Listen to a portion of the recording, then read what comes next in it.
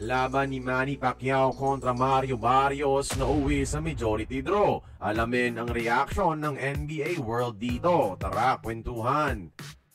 Isa sa mga unang nagkomento mga idol ay ang former NBA G League guard na si Phil-Am Remy Martin. Sa kanyang Instagram sinabi niya, dapat si Manny ang nanalo. I don't care what anybody says.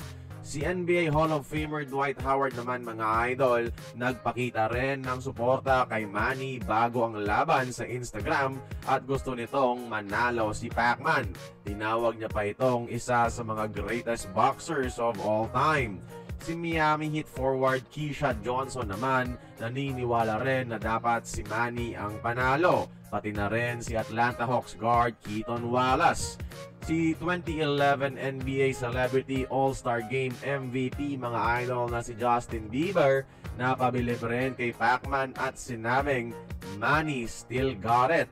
Si NBA All-Star Celebrity Game Player naman na si Snoop Dogg mga idol bumilib rin sa dikitan na laban at sinabing that fight was gangsta. At ayun lang po mga idol sa parte ng NBA World na nagbigay sa loobin sa laban ni Pacman. Pero kung nabubuhay pa sana si Kobe Black Mamba Bryant mga idol, isa na sana ito mga idol sa mga nagsabi ng kanyang pagkadismaya sa naging resulta ng laban. Si Kobe mga idol ay isang self-proclaimed #1 fan ni Manny Pacman Pacquiao.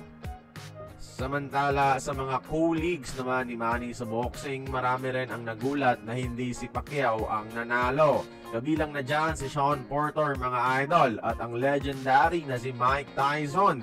Pero yung Keith Thurman mga idol dating kalaban ni Manny, natiwalang kayang patumbahin ni Manny si Barrios, tumaya pala sa draw mga idol.